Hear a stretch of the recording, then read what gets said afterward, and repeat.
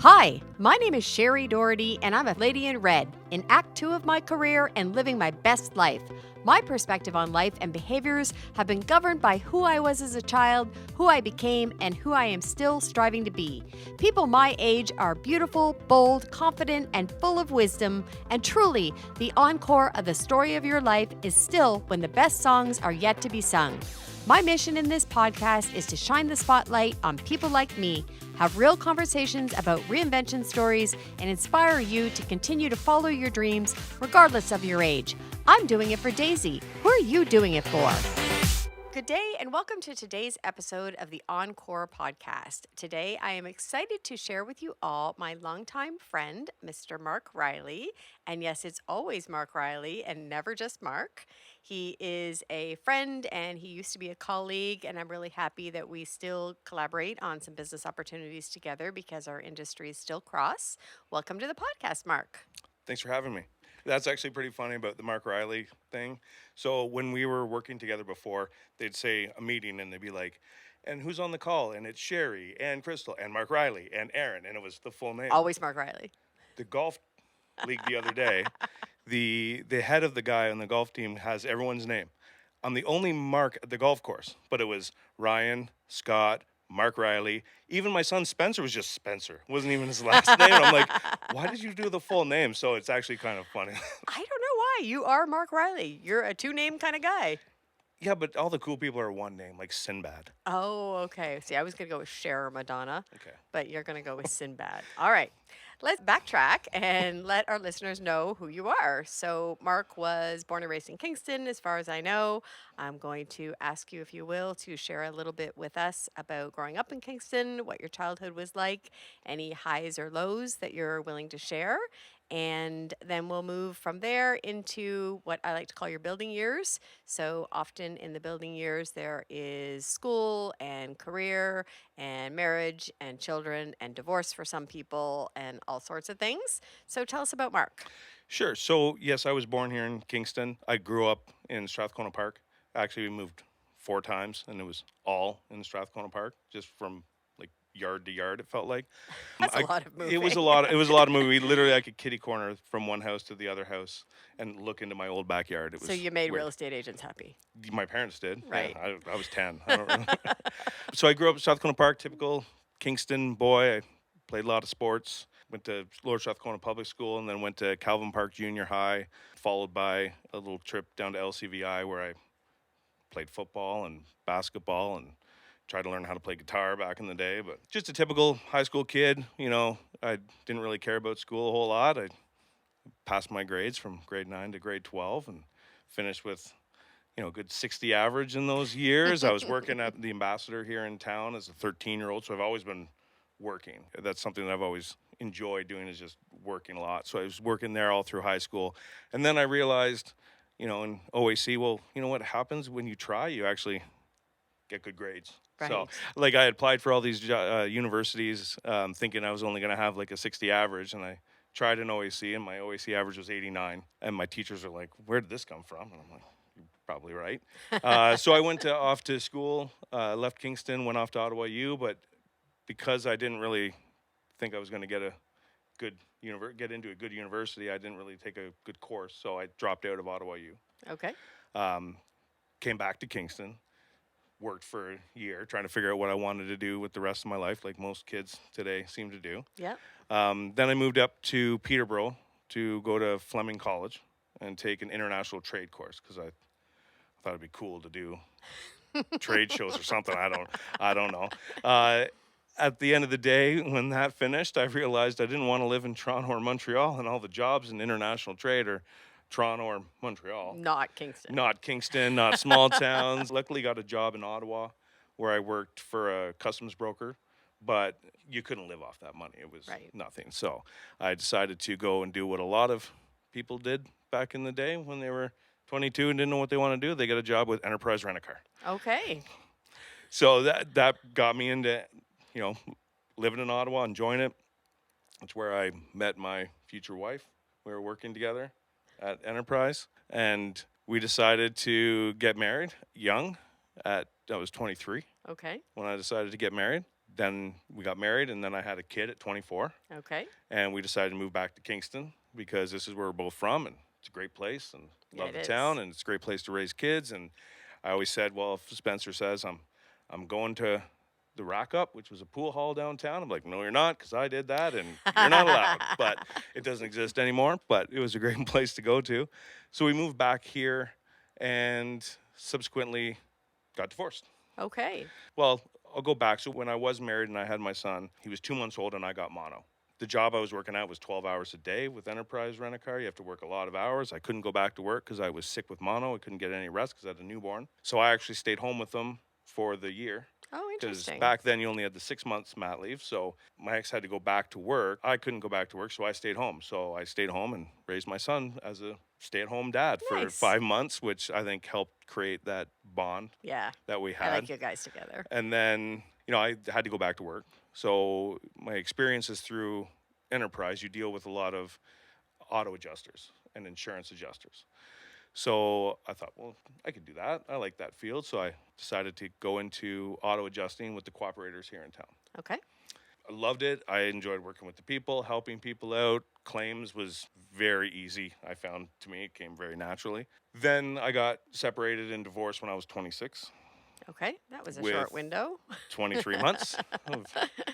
But I was 26 years old with an 18-month-old, divorced, single dad. Had him 50% of the time, and my contract ended at the Okay. cooperators. They offered me a job in Ottawa, but I wasn't going to leave my son. Right. So I said, sorry, I can't do that. Then I was unemployed, and I was sitting at home watching sports. And then I think the Iraqi war went on that time, so that was all over the news. So All that good kept me things. busy. Yeah, it was great times. Great times. And then Assurant moved to Kingston. Okay. And I decided to get a job in the insurance industry through that company as a claims adjuster. Okay. I got the job. I think I can do claims. I believe that we were hired in like January of 03, and the company started in June of 03, I believe. Yeah. And I started off at the college. I did really well. My first week of the job, my manager pulls me into the office, says, where do you see yourself in 5 years? And I pointed at that chair. I said, right there. Excellent. So I quickly moved up, worked as a claims adjuster, became a team leader, became a supervisor. That's probably when you met me. I did. It We would were have just been- having a moment Yeah. realizing we've almost known each other for 20 years, Yep. which is crazy. It is crazy because I don't feel like I'm that old. Oh, like me neither. I I'm don't only believe it's been that 30 long. in my brain anyways. Yeah, I'm probably mentally not there Well, yet. you're so- mentally 14. Yeah, true. Yeah. It was February of 2008 when the management job came available. So literally 4 years and 8 months after I said I wanted to be in that chair, I was actually sitting in that chair as the Awesome. manager. Congratulations. So I knew what I wanted to do, and I knew I wanted to get where I wanted to be, and I just worked hard to get there. And claims to me was easy. Like I yeah, could do you're the claims like- guy. I will was known forever at. think of you as a claims guy. Yes, that's why you moved me away from claims I was the just one going to time. say, till I made you not the claims guy and you weren't happy with me. No, not at all. That was my identity. I'm a I was claims guy. the claims guy. I knew it all, inside and out, the claims guy. And so I managed the claims department for the first 8 years I was there, till you moved me to the sales retention team. And I'm like, I don't know anything about this. I have no idea what I'm doing. It was a brilliant I'm like, I'm idea always I under had. budget. I'm always hitting results. Like, my employee engagement surveys are great. Like, oh, we're going to move you over here. I don't know nothing about it. Okay, perfect. Well, So- let's say this. It was a brilliant idea I had, and now we're both not there. Yes. Yes, that is true. But it did help me later on. So I will say thank you for moving me over into the sales team, because I You're learned most welcome. one, I couldn't do what they did. Like, I couldn't do telephone call out retention. yeah. I could not do that. I couldn't sit on the phone all day, and it just wasn't for me. But I went over there and managed that for a year or so, and then you gave me both departments to You're run. welcome. Yeah. So I ran both departments for a little while I after believe that. in you, Mark Riley. And that was my career there. I just was known as the claims guy, and then I moved into sales and retention, and like, I loved my time there. It was just, time was up. Okay. How old were you when your big change took place, and what year might it have been? The year would have been like late 2018. I would have been about 42 years old. Okay. So in the middle, Yeah. assuming you only lived to 90-ish or something. In the middle. In the middle, and it was lucky. Like, at that point, my son was in his last year of high school, so he Right. was actually in his gap year. He took a year to go back to play football. So, He's your yeah, son. yeah, that's literally. So I was 42. My son was just about to go to university the next year, which is kind of scary because I don't have a job. Right.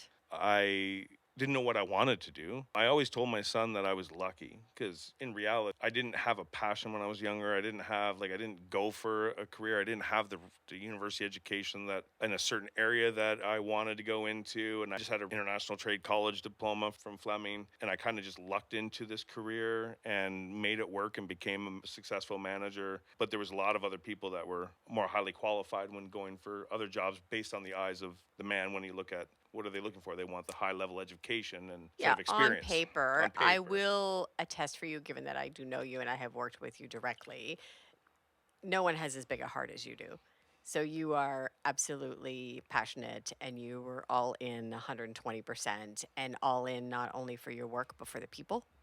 And so a degree can't beat that at No, all. It's more about the work ethic and the heart. So don't sell yourself short. you're right. What I meant by that is when I lost my job and I was applying for a lot of jobs, Right. they don't see that. Well, they didn't know aspect that part of it. yet. They They don't hadn't know met your that. So heart. it was even getting a foot in the door. So when I was Right. off for a year trying to figure out what I wanted to do, I felt like I was overqualified for a lot of jobs and I couldn't even get my foot in the door for a lot Right. of jobs. Because Kingston, yes, I grew up here and I know a lot of people here, but it's still a town of who you know in a lot of cases. And I didn't know what to do. I didn't know if I was going to have to leave Kingston. Right. My son went off to St. FX to play football. I thought, well, this is beautiful out here. Maybe if he stays out here, I'll just Right. move to Halifax. Then he moved back home after football season was done. So that took away that. And I didn't really know what to do.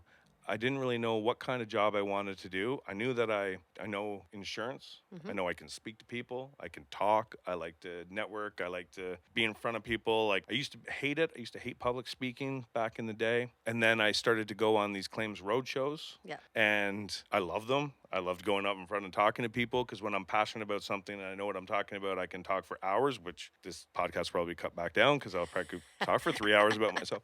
And I enjoyed that aspect. So I thought, okay, well, maybe I can go into some sort of like sales. Even though I can't do phone sales like I learned managing the retention unit, I thought I can do face-to-face. I can talk to people about insurance. And I always felt that insurance isn't really sales because I'm not trying to get somebody to buy something that they don't need. Everyone needs home and auto insurance. Right. All I'm doing is trying to sell you on bring your insurance over to me because you can trust me and I'm going to do whatever I can to help you out. Yes. So you already have it. I'm not selling you something new. I'm just getting you to move it over to Right. me.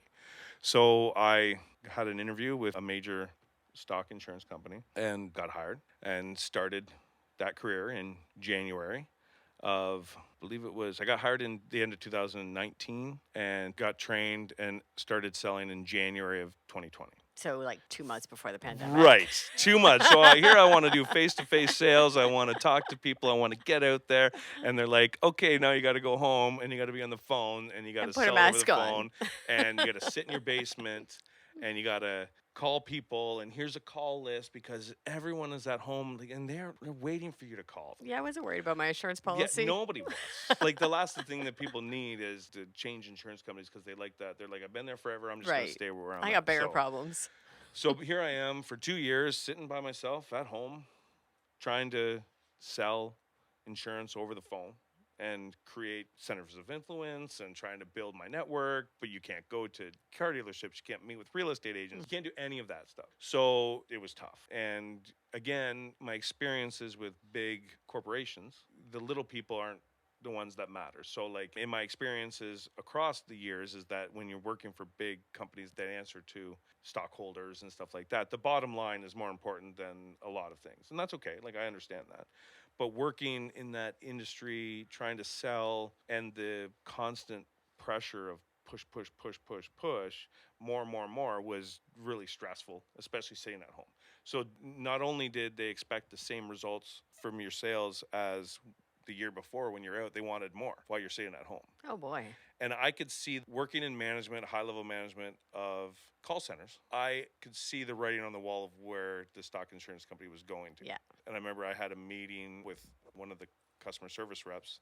And he's like, yeah, we have this big meeting. And I said, well, this is what's going to happen. And I listed out about 8 things.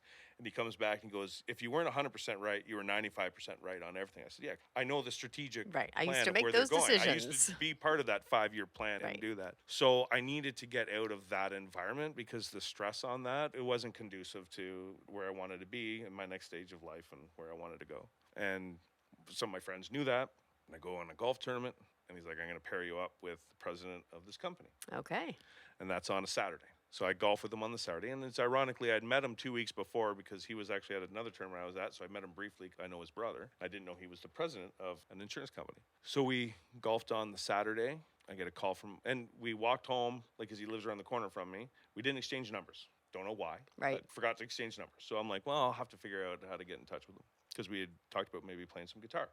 So all of a sudden I get a call on Monday and he's like, is it now a good time to talk? I said, sure. He's like, how about you come up to the office on the Friday? I said, sure. So I went up to his office and we sat and he explained to me about what the difference is from a stock insurance company to a mutual insurance company and the direction of what an agent is versus a producer. And it was pretty interesting to me. And that Monday I got a contract and I left my job and got a new job. Nice. It was literally within the matter of 10 days. Excellent. And he really sold me on the idea that, like, when I worked for a stock insurance company, you sign them up and then you never talk to them again. Right. So you sign them up, you get them in the door, then whenever they call up the 1-800 number, and that's who they talk to. Somewhere else. Somewhere else. Mm-hmm. And if they have a claim, they talk to them. If they do anything, they talk to them. And that was against the whole idea of me trying to get them to believe in me and come over here because this is where I'm at. So I like the idea of these are your customers. Right. And this is all it is. So I started working, and then COVID shut us down again. So we started in November, and then all of a sudden it was like, yeah, nobody can come in the office. But at least I had an office to go to. Mm-hmm. So it was nice to get out of the house and go to the office. And I also didn't have, the targets were mine. So I liked the notion that I can work with 5 different people and we can all have 5 different plans. If somebody wants to produce at, the highest rates and just go, they have the ability to do that. Right. If I want to maintain a positive work-home balance and still grow at a path that I find successful, I can do that as well. Right. So there was not a lot of stress. If you had a bad month, it wasn't like you were letting somebody else down. Mm-hmm. Where a lot of these major companies have a team goal. So if you're not pulling your weight, then they show that, and that person's mad at you because you're Right. not. And like you mentioned earlier, I do have a lot of passion for people. So if I wasn't hitting the results, I felt like I was letting the whole team down. Right. Which adds a whole nother level of stress onto my already stressful life during COVID. And Right. what my son's going to do and how he's going to be and what's his future. Like all that stuff was weighing down on me. So I got this job where I have my plan and I'm able to grow where I want to grow. But also my customers know my cell phone, that's the only number you got. Right. You have a claim, call me. And I'll call the claims guy and I'll send them to you. You have a question about your policy, call me. I've had a customer call me at 7:30 at night. The police actually called me 7:30 at night. Scariest thing ever. This is the OPP. I'm like, is my son okay? This Right. is literally the first thing out of your it mouth. was snowing. Yep. It was a storm. I'm like, is my son okay? He's like, yeah, I have a customer who forgot their liability slip and we just want to confirm insurance. Oh, thank goodness. I'm like, okay. So I log in and then here's your policy number. Right. I like that I can do that for them. I didn't like how it happened because Right. it scared the crap out of me. But I like that level of, responsibility to them and that personal touch that I can give to them. Or you get me calling you at 7:30 at night saying, hey, I need a policy by tomorrow. Yeah. Driving home. You remember this customer?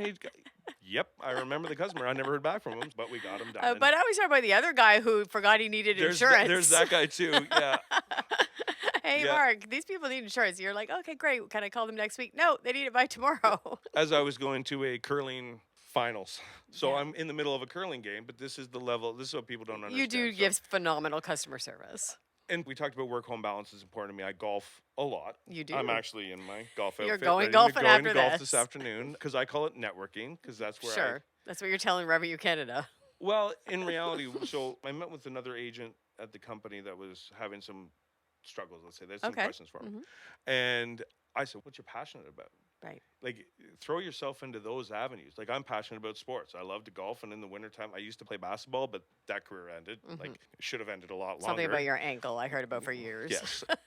But I can't do that, so I start to curl. Right. I'm I know you actually know. on the board of the curling club Good now. for you. I'm the head of the sponsorship committee there. I love that aspect. So those things I'm passionate about. Passionate about music. I'm passionate about sports, golf, and there. So if you're passionate about something and you can spend your time there, you're going to get customers out of it. Yeah, you get natural So, networks. yeah, out of the curling club, just from last year, because curling is great because it's such a social sport.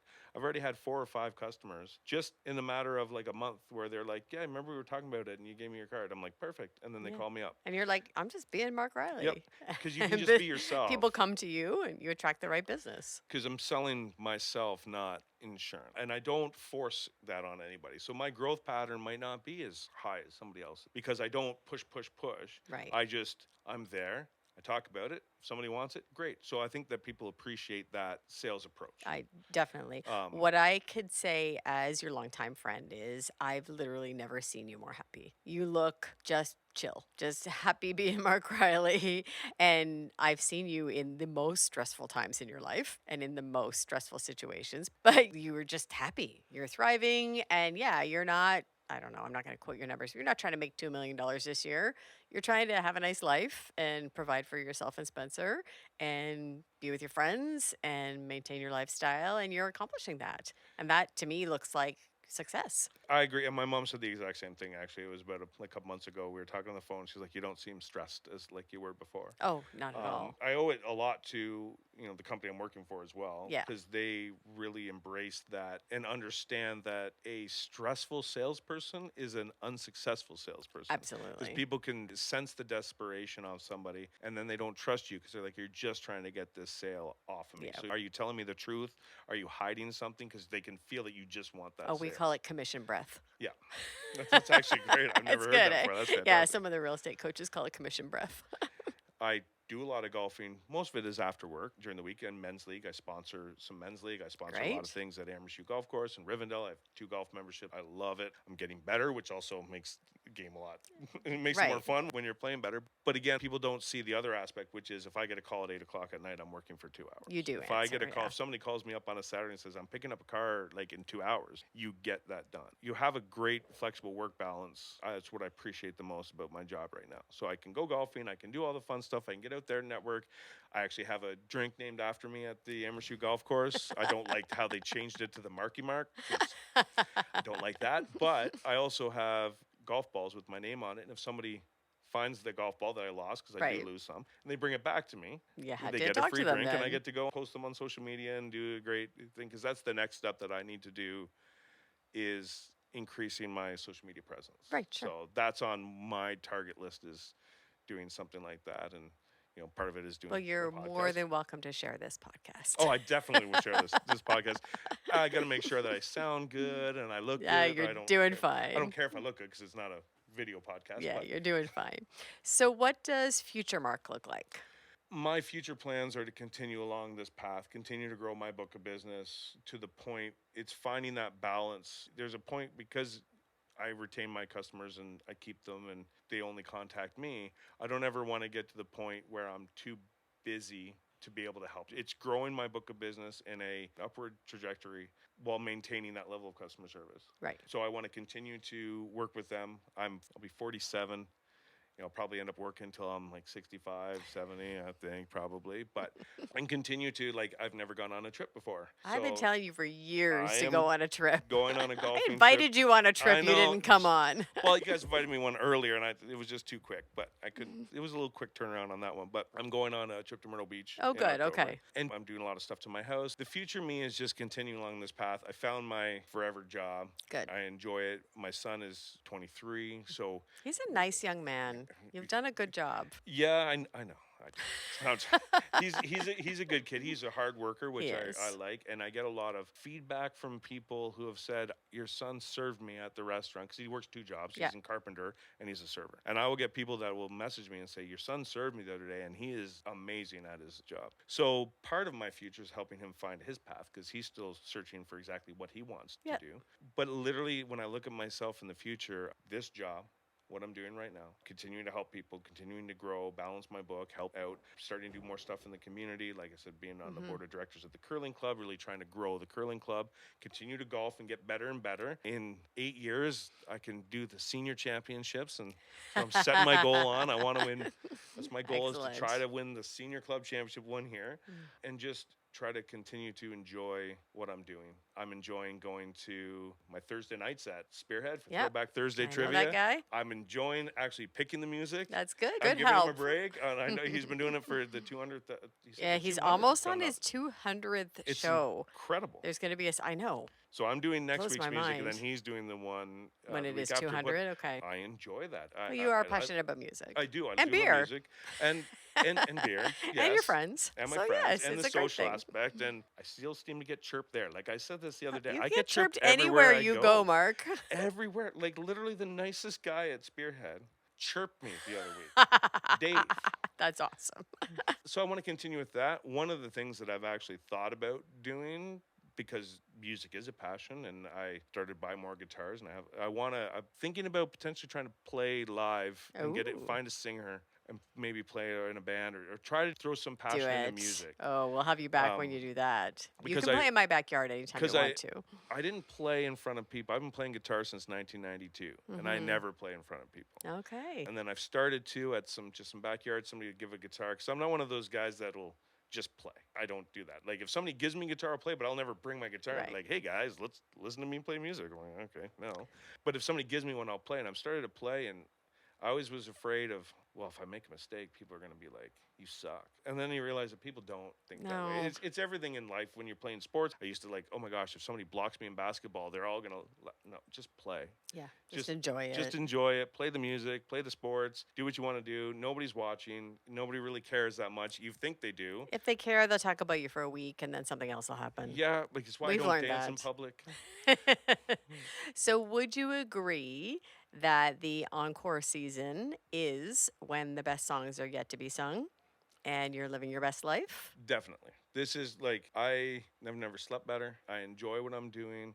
I wake up in the morning. I love going in the office. You know, even if I don't have anything really on the go that day, I just like getting up, going in the office, enjoying the morning with a coffee, talking to the people that I work with, and then going, and I'm like, what can I do today? Like, okay, well, let's go. Where can I drum up some business? Right. What can I do? And then excited about how I'm going to start growing my business through social media and all those things. I'd love to do like a podcast on the worst golf courses in Kingston or something. I know, you've just talked different about things that. like that. But I'm just excited, and it's Just definitely more. the best. My son's getting older. I'm enjoying the fact that, you know what, we spend time at the golf course together. We play a lot of poker together. Like we just went off yesterday at lunch. Like, what are you doing, Spencer? Nothing. Okay, let's go for lunch. Right. And going to meet up for lunch, and just the whole lifestyle now versus 20 years ago is just night and day. I love that. I love that I can see you're excited about now and your future, which is beautiful. And like I said, I've seen you through lots of seasons, so this is a great one. Where would people get in touch with you if they wanted to reach out? So we have an office on Gardner's Road, just down the street from where we are right now. But ideally, I'm on Facebook or on Instagram. So it's Mark Riley at LNA Mutual. And again, on Instagram, it's the same thing. Actually, I think my tag on Instagram is Your Insurance Professional, which I really like that tag. I do. That's good. That's really what I am. I'm your professional insurance person, and I'm there to help you out through everything. So you can on Facebook, or you can email me. It's mriley@l-amutual.com, or give me a call at my phone number, 613-217-9415. Beautiful. Always Thank there to you. help. Thank you. I really, really appreciate having this level of conversation with you. We mostly just have goofy conversations because we've been friends for so long, but it's nice to have an honest, sincere conversation and just kind of backtrack over the years of our lives and things like that. So thank you for sharing with everyone today. I hope that you are an inspiration to some of our listeners that, life sends you twists and turns sometimes that are unexpected, and some are great and some are not, but you can still come out on the other side smiling and still excited about your future. So thank you, Mark Riley. Thanks for having me.